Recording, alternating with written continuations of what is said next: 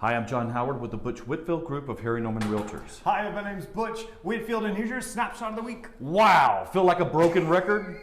Yeah, this March was the 5th consecutive month of double-digit appreciation. And as a baseline, 4 to 6% is a healthy market. So 25 metro zip codes have appreciated 25% in the last 24 months. Here's another interesting one. 22 metro zip codes have exceeded, the mortgage payments have exceeded 30% of the household income. Let that one sink in.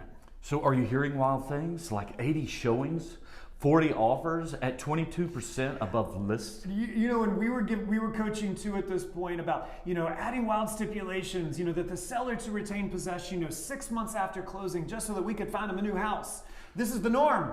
Hey, mortgage rates going up could temper this aggression, and appreciation could slow to single digits. So another interesting statistic we read was that 77% of consumers think that we are in a bubble. I mean, are you in agreement? Are you taking a step back because this is what you're feeling too? We read this isn't likely. Here's what's different from now and the Great Recession. So number one, lacks lenders. Listen, lenders are still making you jump through hoops. You've heard the old adage that if back in 2007, if you could fog a mirror, you could get a mortgage. That's not the case right now. Number two is difference in loan options. Listen, they were also predatory lending around then, which we are not having. You've heard of balloon payments, where that after a certain time frame, you owed all this money or had to get a new mortgage, therefore potentially doubling your mortgage payment. And number three, loan terms. A lot of these things like 3-year interest-only loans, where then again you had to get another loan and then potentially interest rates were jumping and you couldn't afford your payment anymore, causing things to go into foreclosure. That is not the case right now. So this kind of wild market is not ending anytime soon. So what's next? Millennials, they're here. We told you they were coming, and they're going to be here for about 2 to 3 years. And they're shifting the age. The average age of home buyers is now 34 years old. I mean, that's wild. So listen, we're expecting, because once these millennials find their homes and sort of settle in, it's going to take about 3 years, and that's when our market is going to shift to a balanced one. Again, why are you waiting? Because waiting is not a winning strategy for us. Try being patient. Study the market rather than just completely retreating from it. And broaden your search.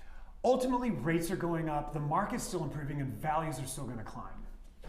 So, bright spot, new listings are up 8% from year over year. Thank God, right? And more to come. I mean, we're now in the seasonal market where that in May, which is going to be apparently supposedly the peak again, we should still get another strong inventory influx for the next 30 days. Great. Here's some interesting numbers. 73% feel like right now is a bad time to buy. 74% believe it's a good time to sell. And again, 73% believe that the market is on the wrong track. Let's talk about that. We were actually in a meeting this week where that the announcer or the director, he was looking at an evaluation of the direction our market was headed before the interruption of the Great Recession to where we are now. And if it continued on the same path over that same time frame, we would have ended up in the same position.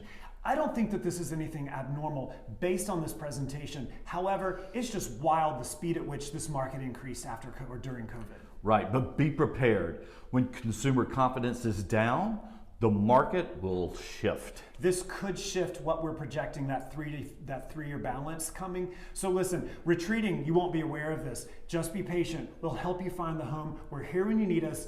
This is your snapshot of the week.